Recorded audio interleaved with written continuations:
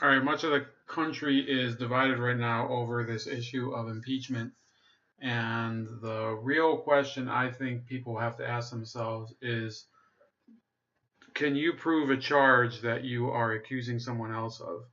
And we're not going to talk about Donald Trump in this clip, but I think it's worth putting this into perspective when talking about the latest scandal with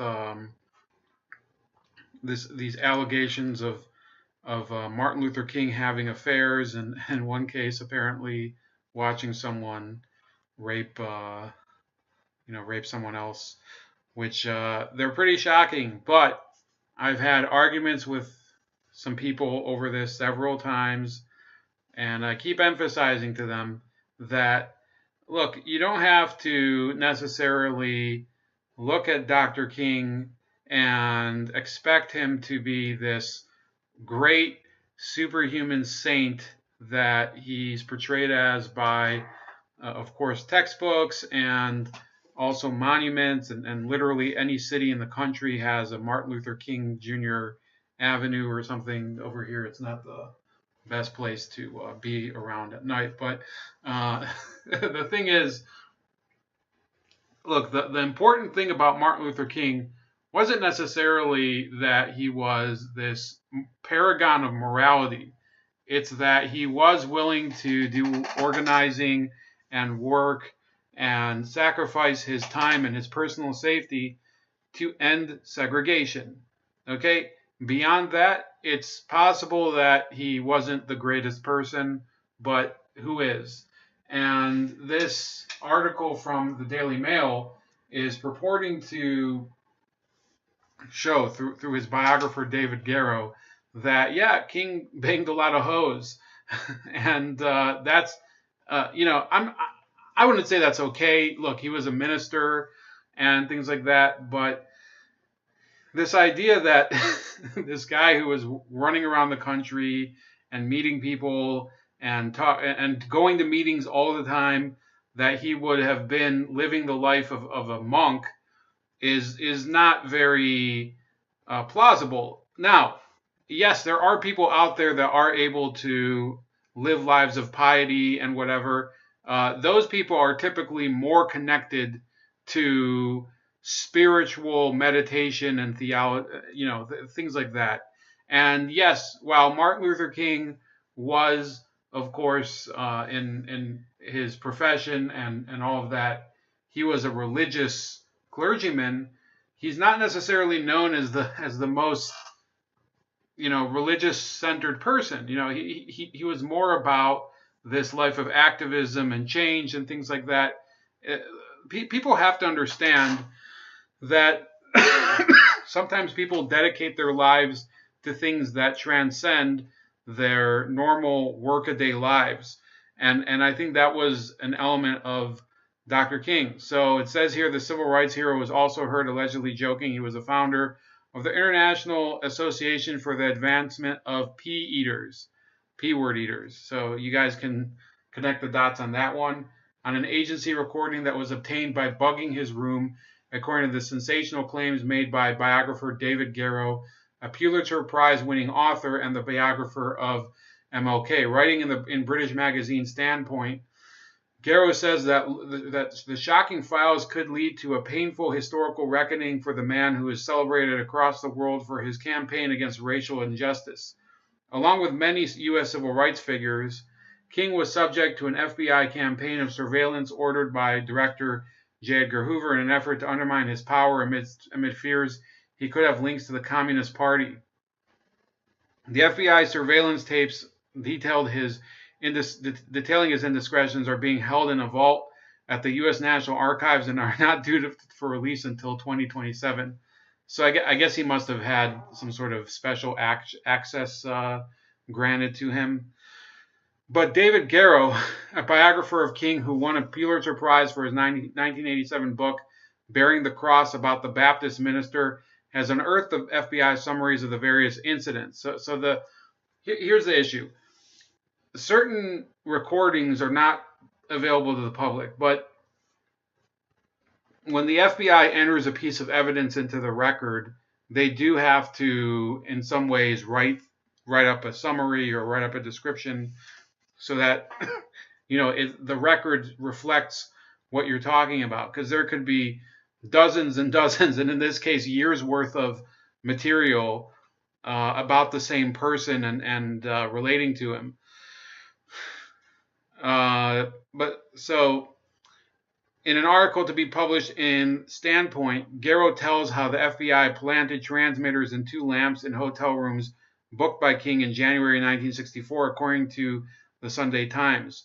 FBI Director J. Edgar Hoover ordered the surveillance of King in an effort to undermine his power and amid fears he could have links to the Communist Party. The intelligence service carried out surveillance on a number of civil rights figures and suspected communists, and they had an interest in smearing their reputation. The recording from the Willard Hotel near the White House shows how King was accompanied by his friend Logan Kearse, the pastor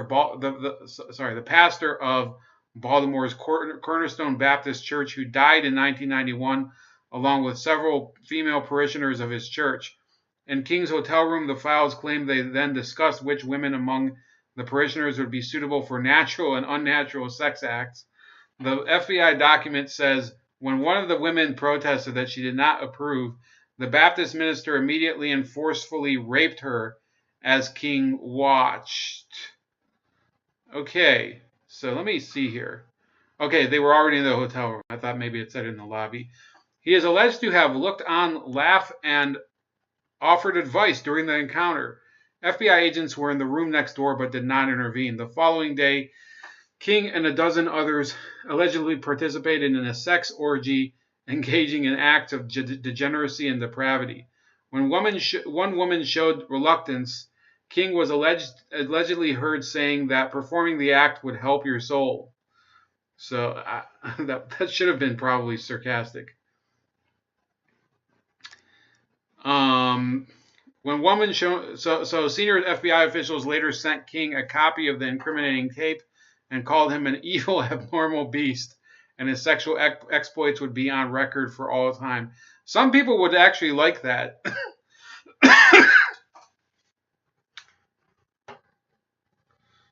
So, King's philandering has long been suspected. However, Garrow, who spent several months digging through the archive material, said he had no idea of the scale or the ugliness of it and his apparent indifference to rape until he saw the files.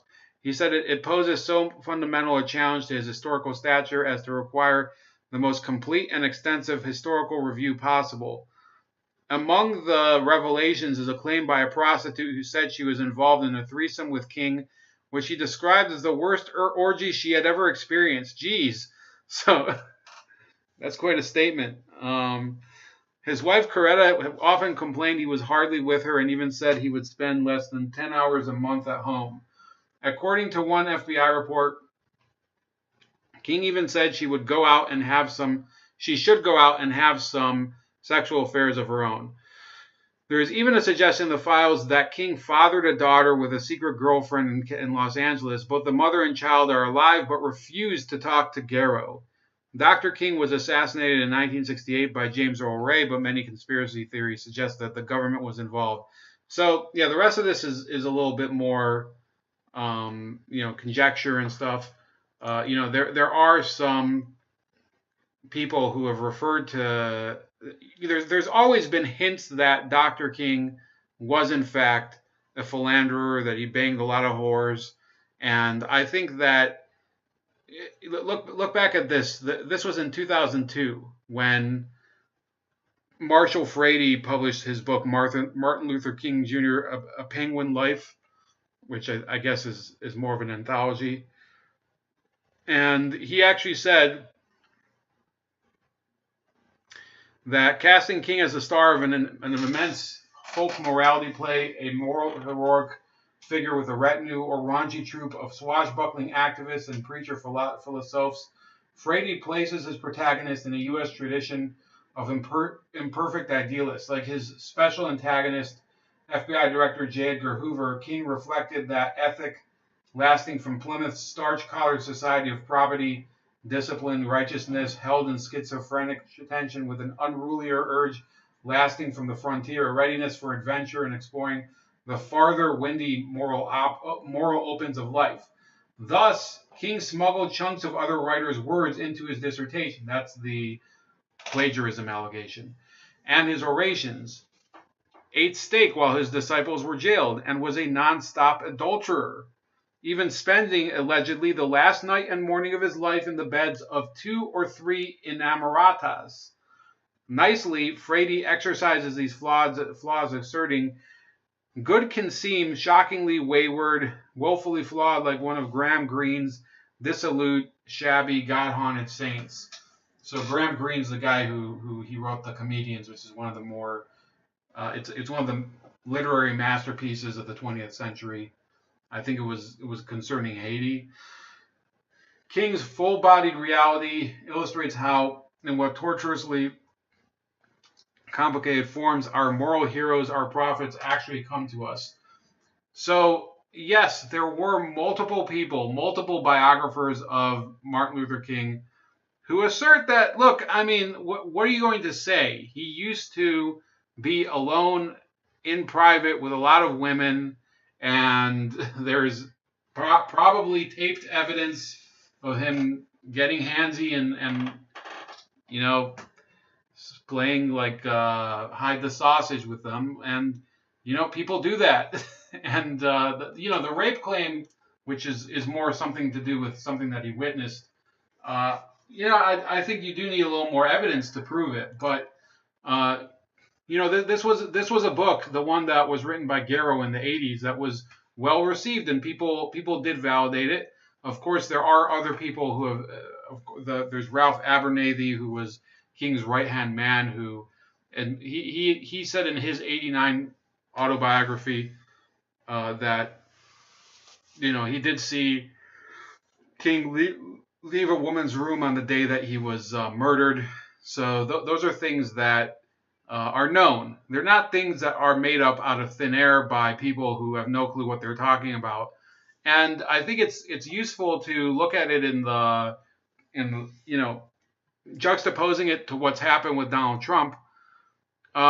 With that case, you have people who are trusting an intelligence agent who got all of his information from Russians about another person who allegedly met with Russians without any proof, without any actual taped evidence, without any corroborating evidence, alleging that there were meetings at a consulate in Miami that didn't exist, a Russian consulate.